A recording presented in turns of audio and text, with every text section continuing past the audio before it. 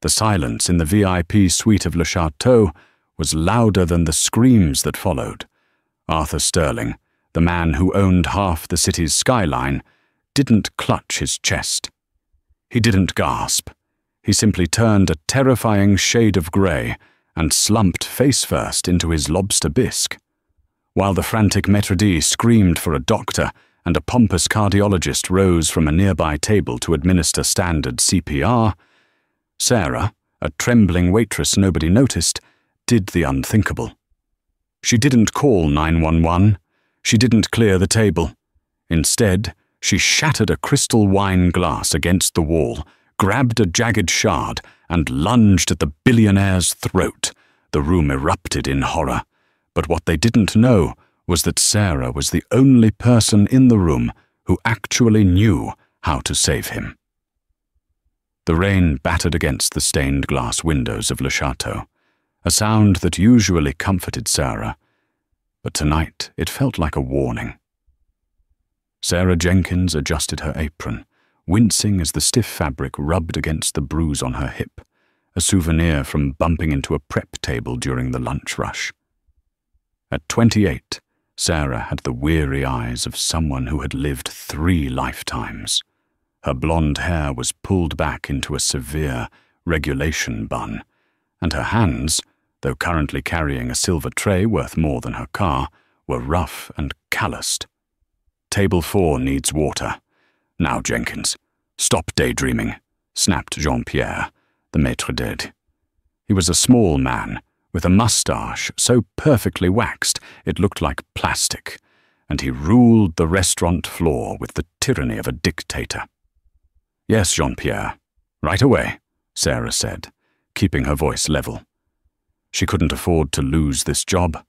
The rent for her studio apartment in the crumbling East End was due in 3 days, and her daughter Lily needed new nebulizer treatments for her asthma. Sarah moved through the dining room like a ghost. That was the job. Be invisible. Be a pair of floating hands that delivered foie gras and refilled Pinot Noir. The patrons of Le Chateau didn't look at the staff. They looked through them. Tonight, the atmosphere was thicker than usual. The entire staff had been briefed 3 times before the doors opened. Arthur Sterling was coming. Arthur Sterling wasn't just a billionaire, he was an institution. The CEO of Sterling Dynamics, a defense contractor and pharmaceutical giant, he was a man whose signature could shift the stock market. He was known for 2 things, his ruthlessness in the boardroom and his absolute demand for privacy. "He is dining with Marcus Thorne," Jean-Pierre had whispered during the briefing, sweating slightly. "His vice president. Rumor has it, Sterling is planning to announce his successor tonight. Everything must be perfect. If a spoon is out of place, you are fired. Do you understand?" Sarah had nodded along with the others. She didn't care about corporate succession. She just hoped they tipped well. When Arthur Sterling arrived, the air in the room changed. He was a mountain of a man, even in his late 60s, with a shock of silver hair and a tuxedo that fit him like armor. He walked with a heavy, purposeful gait, flanked by 2 security guards who took up positions by the entrance. Marcus Thorne trailed behind him, a younger, sharper man with hungry eyes and a smile that didn't reach them. They were seated at table 1, the private alcove draped in heavy velvet curtains, isolated from the common millionaires in the main hall. Sarah was assigned to be their back waiter, the one who clears the plates and refills the water, strictly instructed not to speak unless spoken to. The head waiter, a veteran named Elias, would handle the orders. As Sarah approached the table with the crystal water pitcher, she caught snippets of the conversation. It wasn't festive. "The board is getting restless, Arthur," Marcus was saying, his voice smooth like oil. "The merger with Oakhaven needs to happen. The biotech division is bleeding money."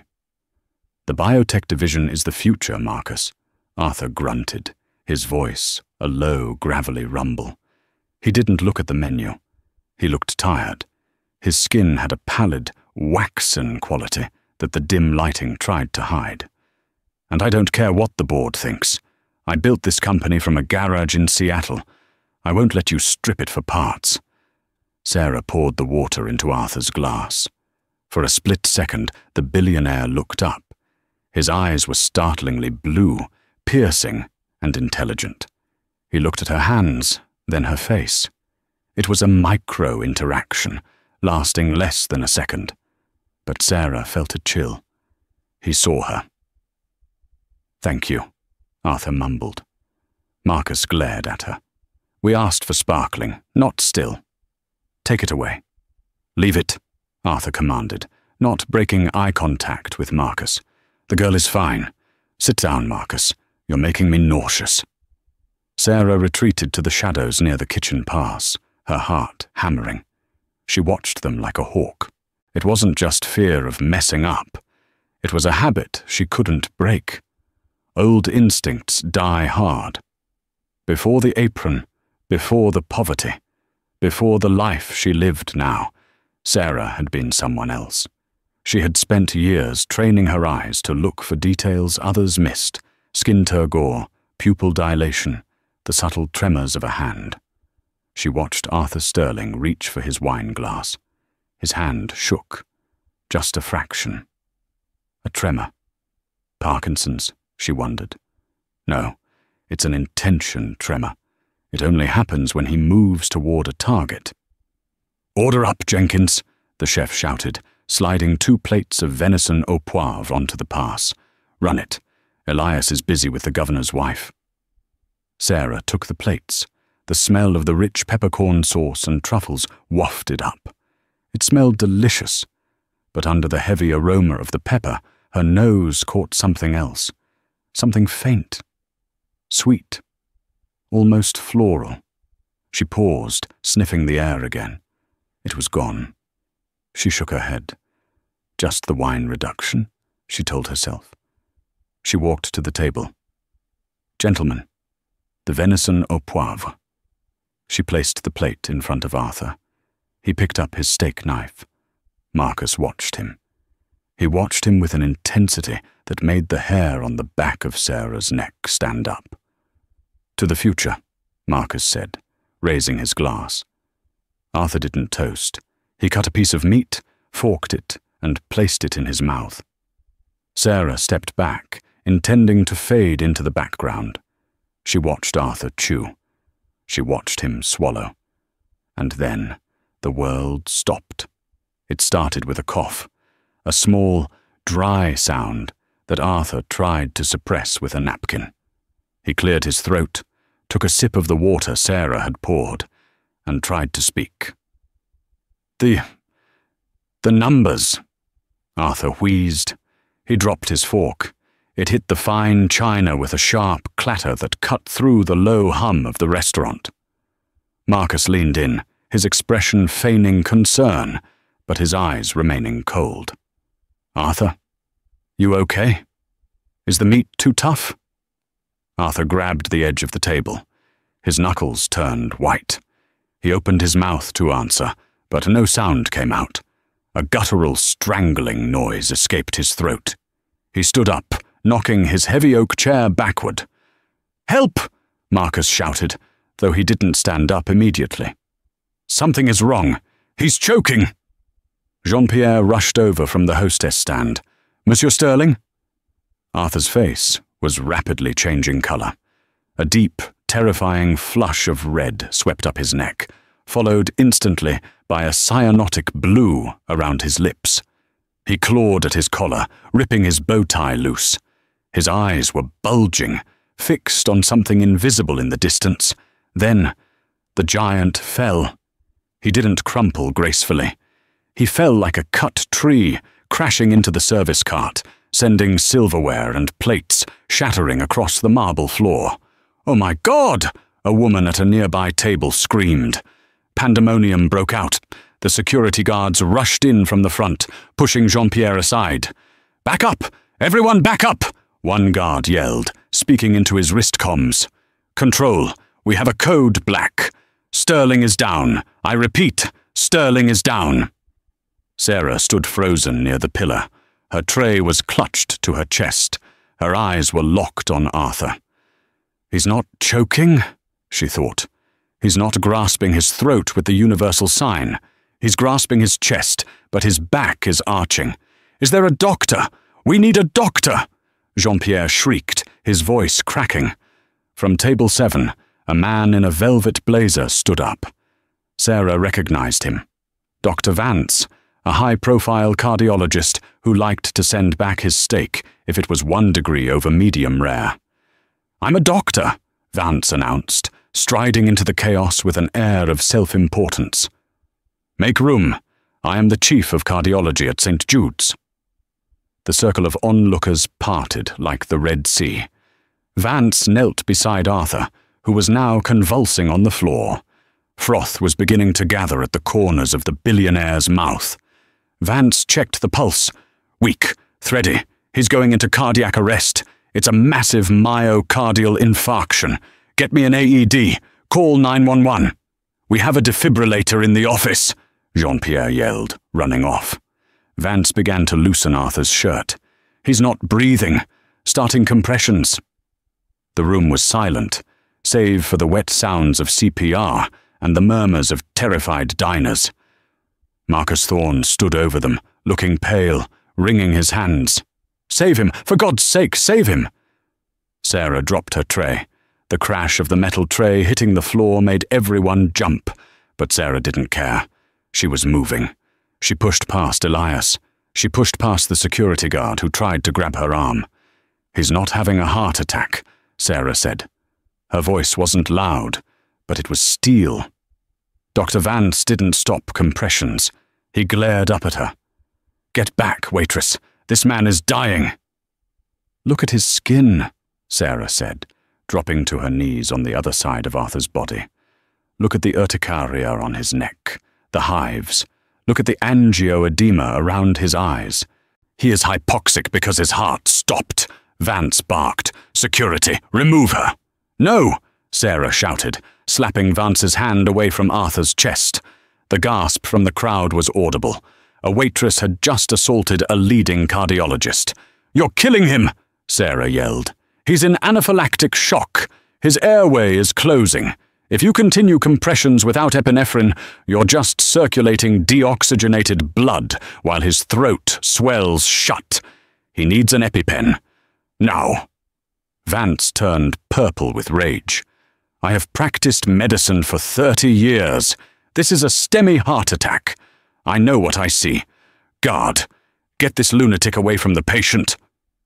The security guard, a massive man named Tiny, grabbed Sarah by the back of her vest and hauled her up.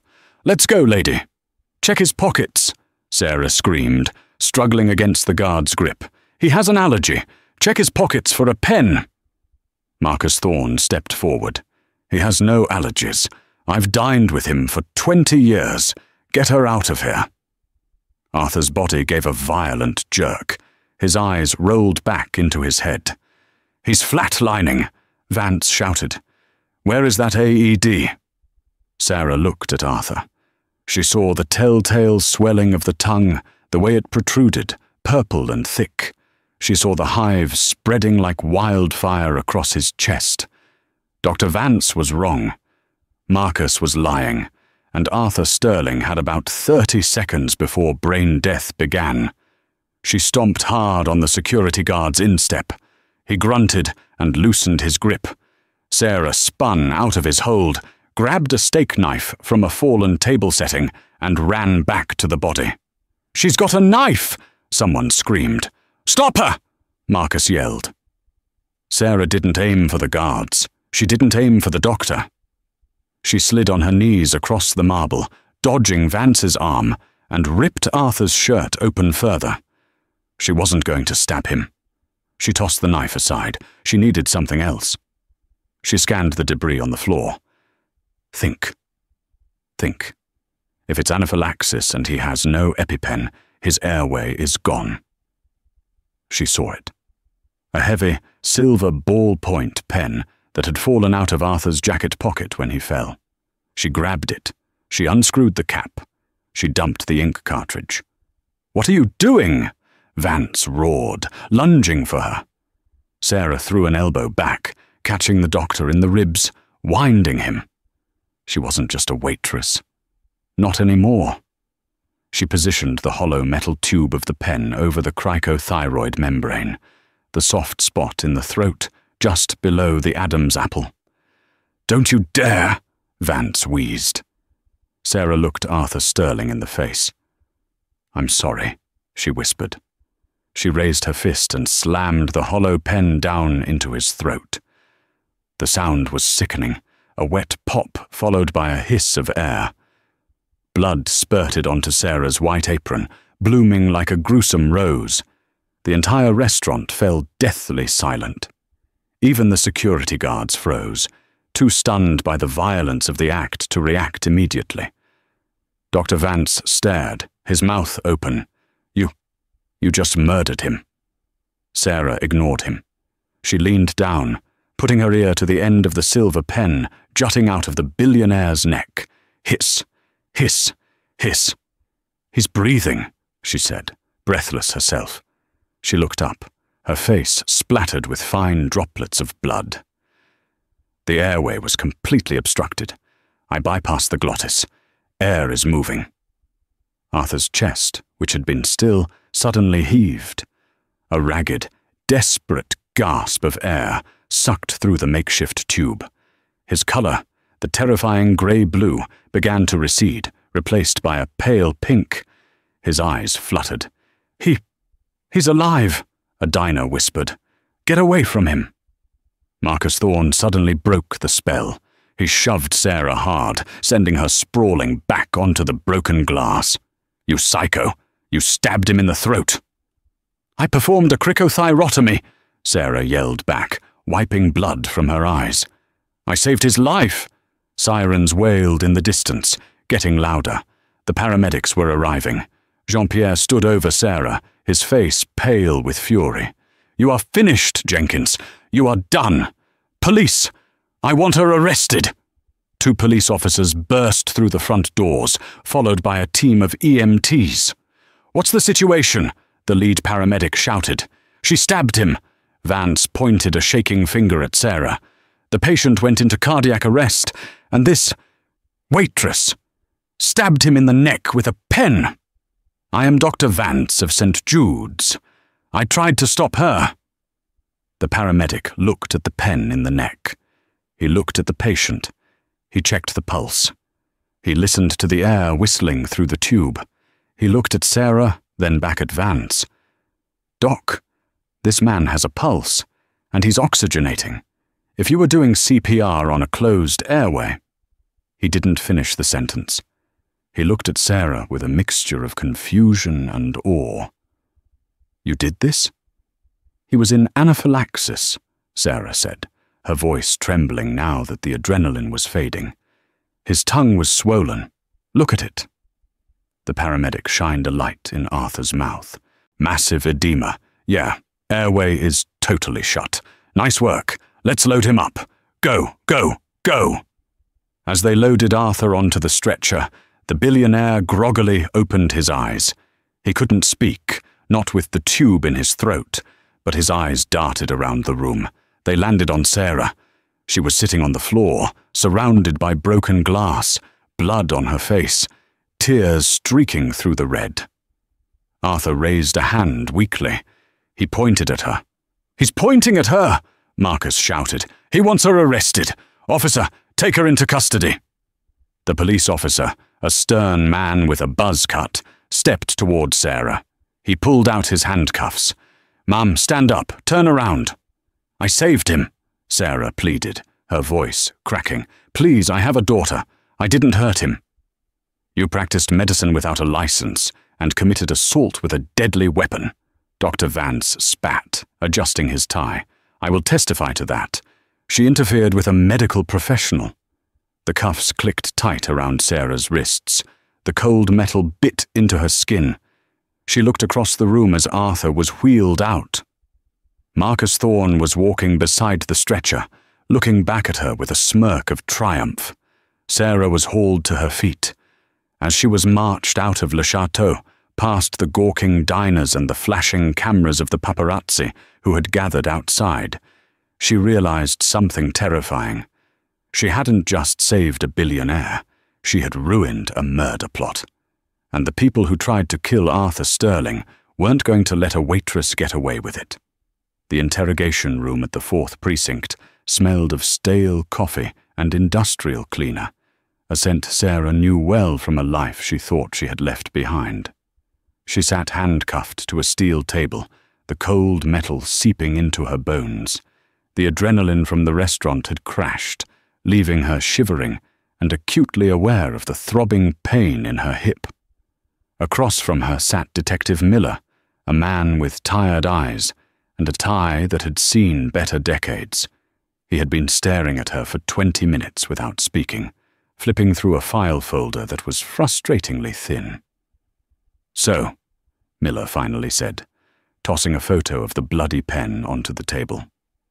"You want to tell me how a waitress at a French restaurant knows how to perform a field cricothyrotomy with a Mont Blanc ballpoint?" Sarah didn't answer.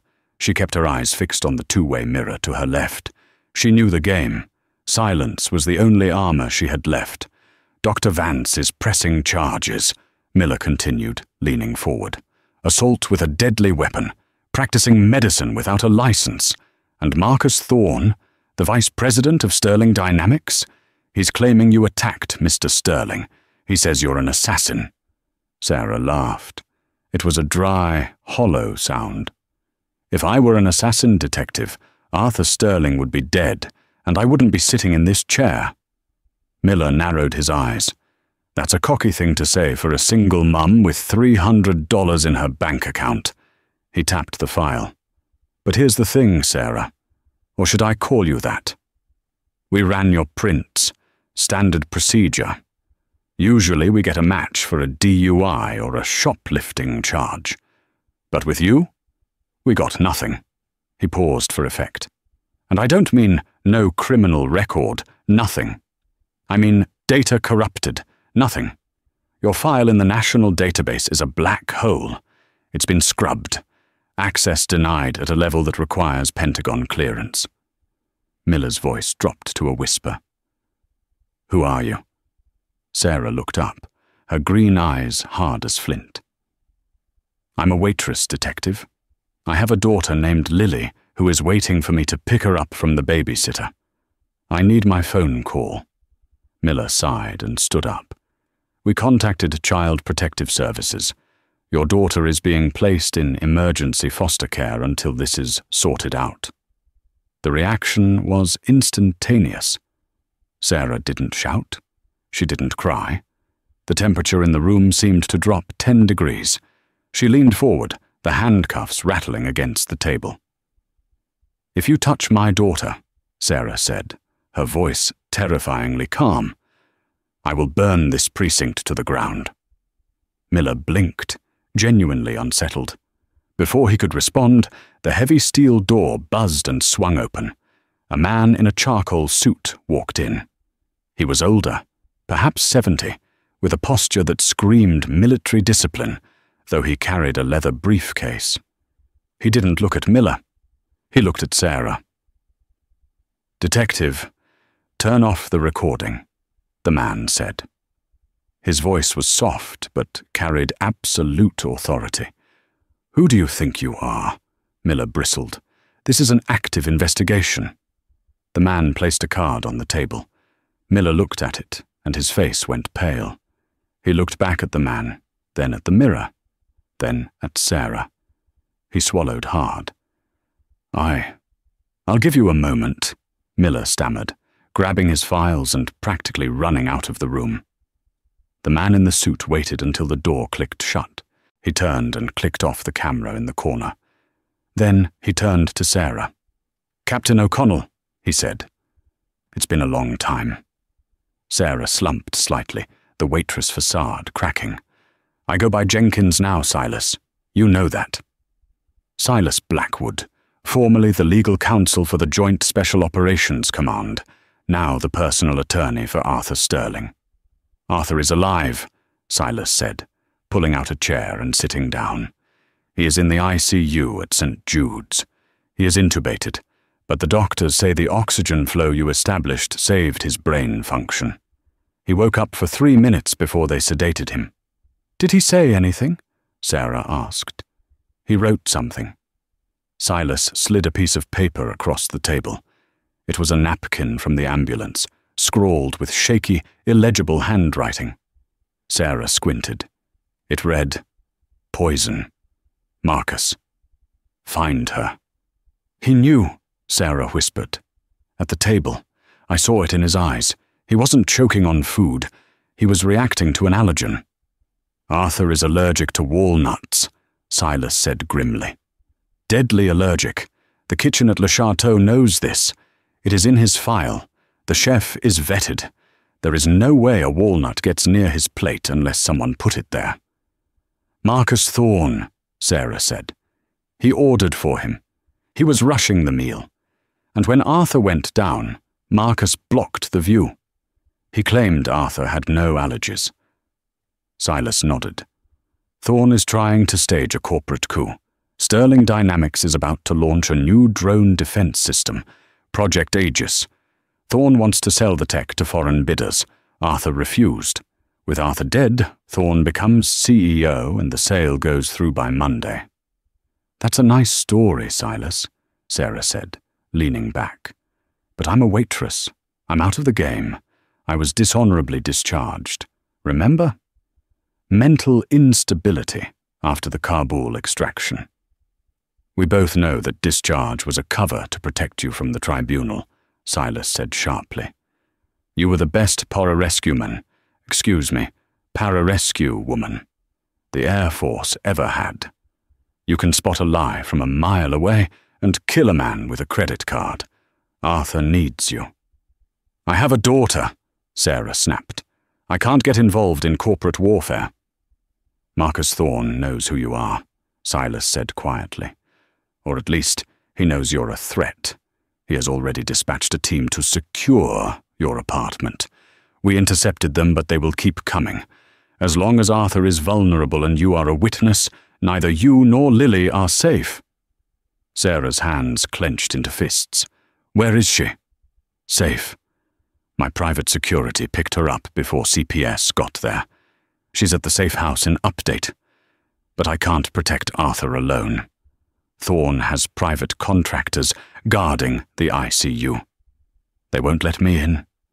They won't let anyone in. They are waiting for Arthur to succumb to complications tonight. Silas unlocked her handcuffs with a key he produced from his pocket.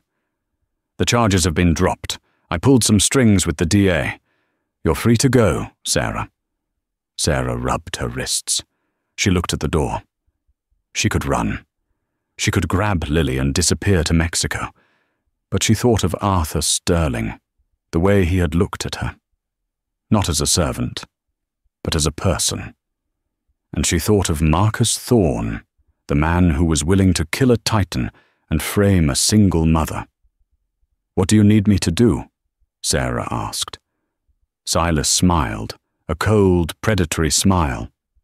Arthur needs a doctor. But since the hospital is compromised, he needs a soldier.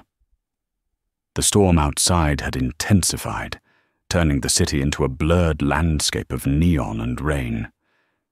Sarah sat in the back of Silas's armored SUV, watching the lights of St. Jude's Medical Center grow larger. She wasn't wearing her apron anymore. In the trunk of the car, Silas had a care package.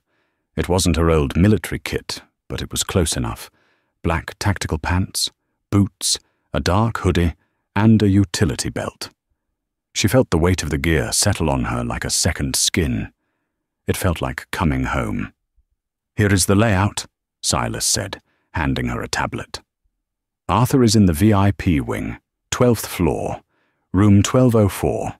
Thorne has replaced the hospital security on that floor with his own men. Mercenaries from a group called Black Tusk.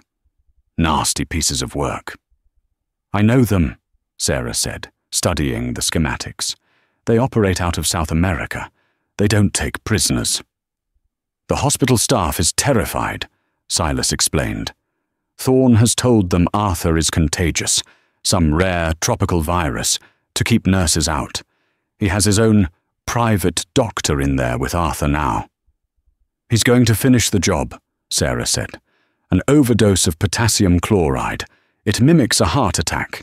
Untraceable in an autopsy if you don't look for it specifically. You have 20 minutes before the shift change, Silas said. I will cut the power to the elevators and the cameras on the 12th floor, but I can't get you inside the room. I'll get myself in, Sarah said. She checked the comms earpiece Silas had given her. Get Lily to the secondary location. If I don't make it out. You will, Silas said. The car stopped at the service entrance. Sarah slipped out into the rain, moving with a fluid grace that belied her earlier exhaustion. She wasn't Sarah the waitress anymore. She was Valkyrie, her old call sign. She bypassed the loading dock security by scaling a drainage pipe to the second-floor ventilation intake. It was a tight squeeze, but Sarah was small. She crawled through the dust and grime of the HVAC system, counting the floors in her head. 3rd floor, pediatrics. 4th floor, oncology. She reached the 12th floor. Through the grate, she could see the hallway. It was sterile, white, and empty, except for 2 men standing guard outside room 1204. They were armed with submachine guns concealed under suit jackets. They weren't police. They were soldiers. Sarah kicked the grate out. It clattered to the floor. Both men spun around. Sarah dropped from the ceiling like a spider. She landed in a crouch and surged forward before they could raise their weapons. She didn't use a gun. She used her momentum. She swept the leg of the first guard, driving her elbow into his temple as he fell. He went limp instantly. The second guard went for his radio. Sarah grabbed a fire extinguisher from the wall and hurled it. It slammed into his chest, knocking the wind out of him. She closed the distance, delivering a precise, specialized strike to the carotid artery. He dropped to his knees, unconscious before he hit the ground. 2 down, she whispered into her comms. Moving to the room. She tried the door. Locked. Electronic keypad. Silas, I need a bypass, she said. Working on it. Done, Silas's voice crackled. The light turned green. Sarah drew a collapsible baton she had taken from Silas's kit and pushed the door open. Inside, the room was dimly lit by the monitors. Arthur Sterling lay in the bed, looking small and frail among the tubes. Standing over him was a man in a white coat holding a syringe. It wasn't Dr. Vance. It was a stranger. Step away from the patient, Sarah said. The man turned, startled. He saw Sarah, saw the unconscious guards in the hallway behind her, and panicked. He lunged for Arthur's IV line, trying to inject the syringe. Sarah threw the baton. It spun through the air and cracked the man's wrist. He screamed and dropped the syringe. He pulled a silenced pistol from his waistband. Sarah dove behind a medical cart as a bullet shattered a glass jar of tongue depressors above her head. She rolled, grabbed a bedpan, heavy, steel, and threw it with pitcher-like accuracy. It connected with the assassin's face. He stumbled back, blinded by pain. Sarah vaulted over the medical cart, tackling him. They crashed into the window, cracking the safety glass. He was strong, but Sarah was desperate. She used a grappling hold, twisting his arm behind his back until the shoulder popped. He cried out, dropping the gun. Sarah choked him out, holding the pressure until he went limp. She stood up, panting, and rushed to Arthur. His heart monitor was beeping erratically. The assassin had already started a drip of something else. Sarah ripped the IV bag down and checked the label. Succinylcholine, a paralytic. Bastards, she hissed. She checked Arthur's pupils. They were responsive. Arthur, she whispered, leaning close to his ear. Mr. Sterling, can you hear me? It's Sarah, the waitress. Arthur's eyes fluttered open. He looked groggy, terrified. He tried to speak around the intubation tube. "Don't talk," she said. "I'm going to get you out of here, but we can't go out the front door." She looked at the cracked window. They were 12 stories up. "Silas," Sarah said into the comms. "I have the package, but the hallway is compromised. I hear more footsteps. I need an extraction." "There is no extraction, Sarah." Silas sounded frantic. "Thorne just locked down the building. Police are surrounding the perimeter. He told them there's a hostage situation. He's painting you as the terrorist." Sarah looked at Arthur. He squeezed her hand. His grip was weak, but he was trusting her. "Okay," Sarah said, looking at the storm raging outside. "We're going up." "Up?" Silas asked. "To the roof?" "The helipad," Sarah said. "Does Sterling own a chopper?" "Yes, the S-76 is on the roof. It brought him in. But the pilot—" "Works for Thorne, probably," Sarah finished. "I'll handle the pilot. I just need to get Arthur there." She found a wheelchair in the corner. She unhooked Arthur from the non-essential monitors, keeping the portable oxygen tank. She lifted the Billionaire. He was heavy, dead weight, and maneuvered him into the chair. "Hold on, Arthur," she said. "This is going to be a bumpy ride." She pushed the chair into the hallway. The elevator was cut, but the service elevator at the end of the hall had manual override. As she sprinted down the hall pushing the wheelchair, the stairwell door burst open. 3 men in tactical gear emerged. "Contact front!" Sarah yelled, more to herself than anyone else. She spun the wheelchair, sending it rolling behind the nurse's station for cover. She drew the pistol she had taken from the assassin in the room. 3 shots. 3 targets. She popped up. Bang, bang, bang. She didn't shoot to kill. She shot their knees. The hallway echoed with screams. "Sorry," she muttered. She grabbed the wheelchair and ran for the service elevator. She jammed the override key, stolen from the guard, into the slot. The doors groaned open. They ascended. The numbers ticked up. 13, 14, 15. Roof. The doors opened to a howling wind. The storm was brutal. Rain lashed sideways. The helicopter sat on the pad, rotors spinning slowly. The pilot was inside, waiting. Sarah pushed the wheelchair out into the rain. Arthur was soaked instantly, shivering violently. "Almost there," she yelled over the wind. The pilot saw them. He opened the door, not to help, but holding a flare gun. He aimed it at them. "Stop right there!" the pilot screamed. "Thorne said no witnesses." Sarah didn't stop. She kept pushing the chair with one hand and raised her pistol with the other. She fired a warning shot that sparked off the fuselage. "I'm a pararescue jumper," Sarah screamed, her voice cutting through the storm. "I can fly this bird better than you. Get out or I put the next one in your lap." The pilot hesitated. He was a corporate hire, not a soldier. He saw the look in Sarah's eyes, a look of absolute, unhinged determination. He jumped out of the cockpit and ran for the stairwell door. Sarah locked the wheelchair brakes near the cargo door. She hauled Arthur out of the chair and into the back seat, strapping him in. "Hang on!" she shouted. She climbed into the cockpit. It had been 5 years since she touched a cyclic stick, but her hands remembered. She flipped the switches. Hydraulics. Check. Throttle. Up. The rotors roared to life, slicing through the rain.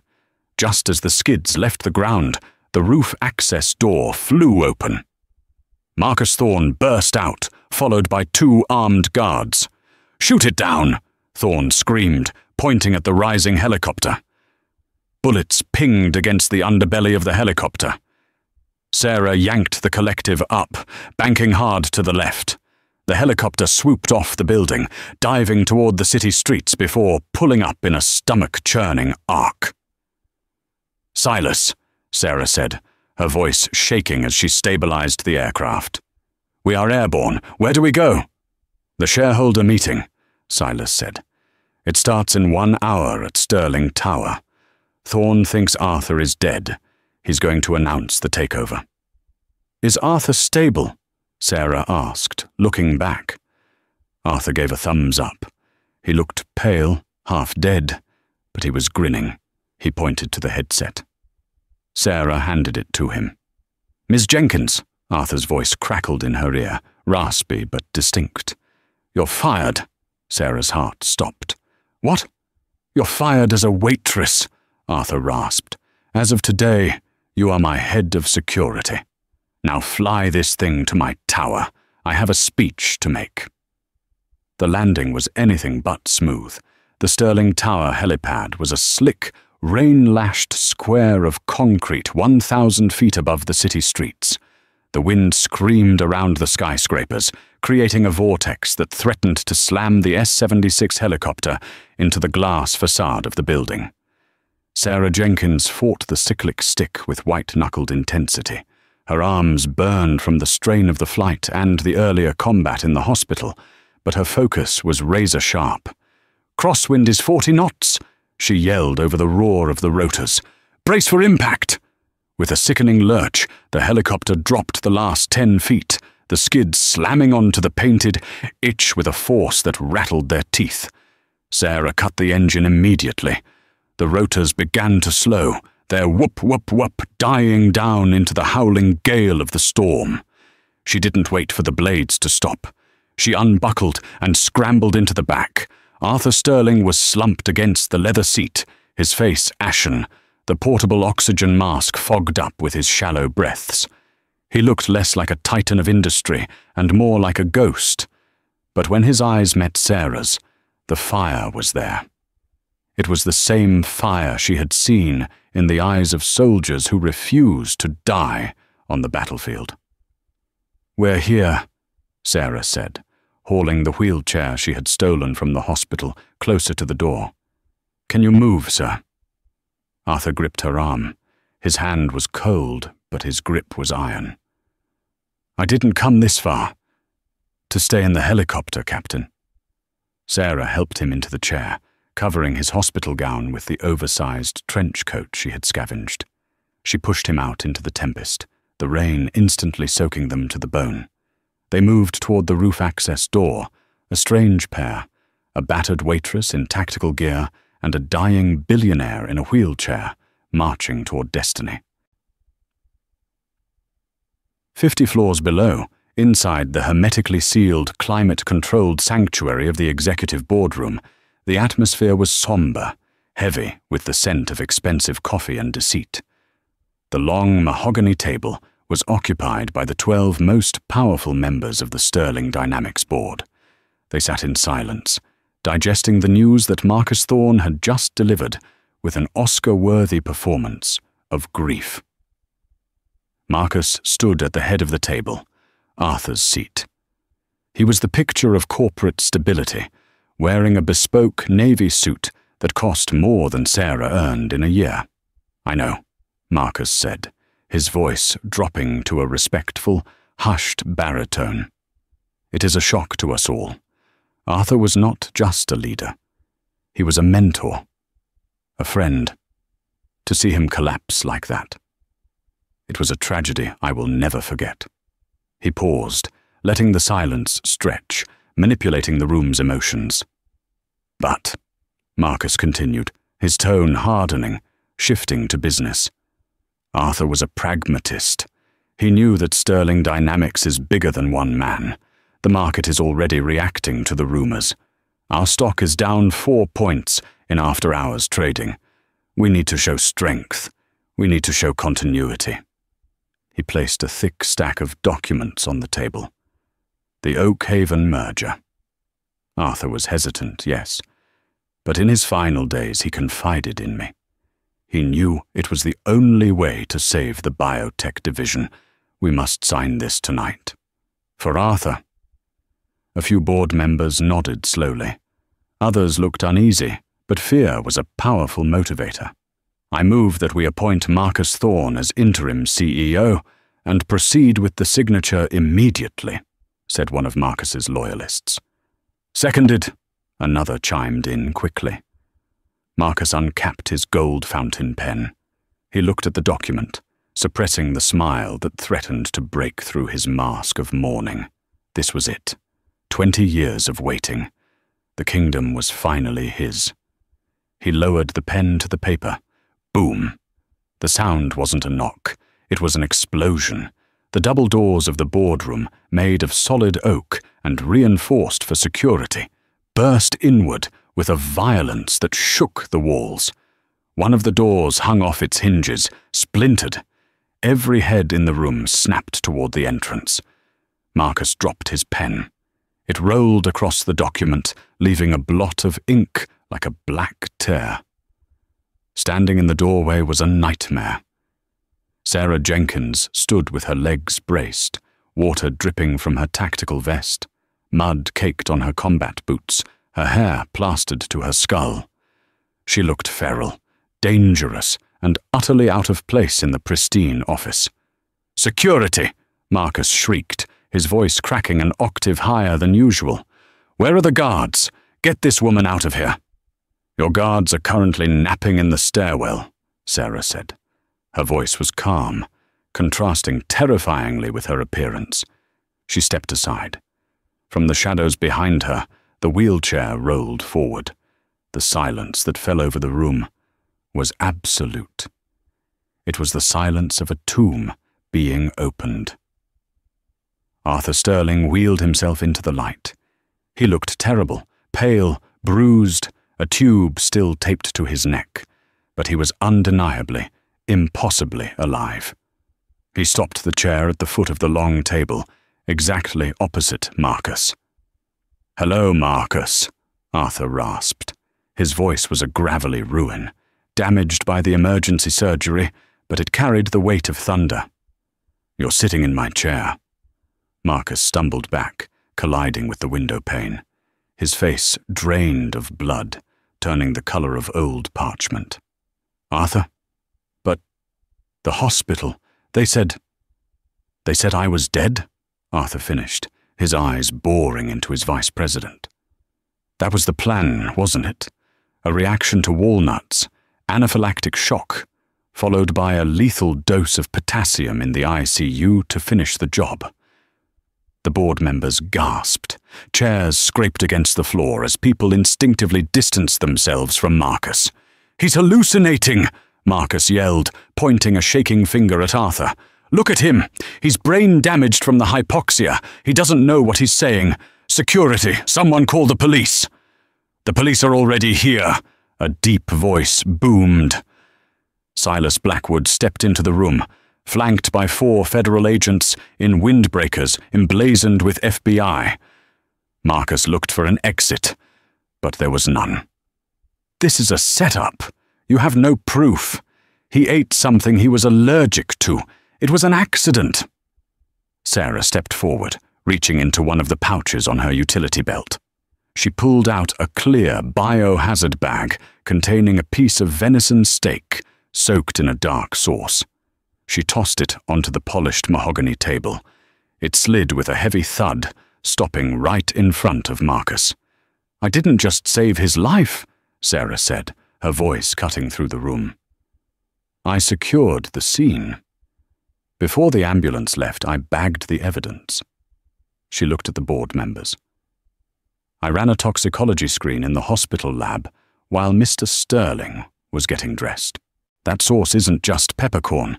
It contains a concentrated extract of black walnut oil, roughly 50 times the lethal dose for someone with Mr. Sterling's condition. You can't buy that at a grocery store. You have to have it chemically synthesized." Silas Blackwood opened a folder. "And we have the chef, Marcus. He cracked 10 minutes ago. He gave us the bank transfer records. $50,000. Wired from a shell company registered to your name in the Cayman Islands." The room spun for Marcus Thorne. The walls were closing in. The merger, the billions, the power. It was all dissolving like smoke. He looked at the FBI agents moving toward him. He looked at Arthur, who was watching him with cold pity. And then he looked at Sarah, the waitress, the nobody, the variable he hadn't accounted for, a primal, animalistic rage took over. If he was going down, he was taking the cause of his ruin with him. "You filth!" Marcus screamed. He didn't run for the door. He lunged across the table, grabbing a heavy crystal decanter of whiskey. He swung it with all his might, aiming directly for Sarah's head. It happened in a blur of motion, too fast for the board members to track. Sarah didn't flinch. She didn't retreat. She stepped into the attack. As Marcus brought the crystal bottle down, Sarah's left hand shot up, catching his wrist in a vice-like grip. The bottle stopped inches from her face. Marcus's eyes widened in shock. He tried to pull away, but he was a businessman fighting a soldier. "Refill," Sarah whispered. She twisted his wrist. A sickening crack echoed through the room. Marcus screamed, dropping the decanter. It shattered on the floor, splashing amber liquid everywhere. Sarah didn't stop. She swept his legs out from under him with a precision kick. Marcus hit the floor hard. Before he could scramble up, Sarah dropped her knee into the center of his back, pinning him to the Persian rug. She grabbed his arm, wrenched it behind him, and secured his wrists with a zip tie she pulled from her vest. She stood up, smoothing her tactical vest, looking down at the groaning man. "Service is refused," she said coldly. The FBI agents rushed in, hauling Marcus to his feet and reading him his rights. As they dragged him out of the room, he continued to scream obscenities. But no one was listening. The room turned back to Arthur. The billionaire took a deep, painful breath. He looked at the stunned board members, then at the document with the ink blot. He reached out, crumpled the merger agreement into a ball, and tossed it over his shoulder. "The meeting," Arthur wheezed, "is adjourned." He turned his wheelchair toward Sarah. The adrenaline was fading, and she leaned against the doorframe, suddenly exhausted. "Captain," Arthur said softly. Sarah straightened up. "Sir?" "Get me out of here," he said, a faint smile touching his lips. "I believe I promised you a house, and I think I need a new chief of security, someone who knows how to handle a knife." Sarah looked at the broken door, the shattered glass, and the man she had pulled back from the abyss. For the first time in years, the weight on her shoulders, the poverty, the fear, the hiding, lifted. "Copy that, sir," she said. She grabbed the handles of the wheelchair and pushed him out of the boardroom, leaving the sharks behind, heading toward a future that finally belonged to her. The scandal rocked the financial world, but Arthur Sterling survived. He made a full recovery, though he never ate venison again. As for Sarah, she never cleared another table. The charges against her were not only dropped, but she was also awarded the Civilian Medal of Bravery. 3 months later, Sarah walked into a beautiful suburban house. It wasn't a rental. The deed was in her name, a gift from Arthur.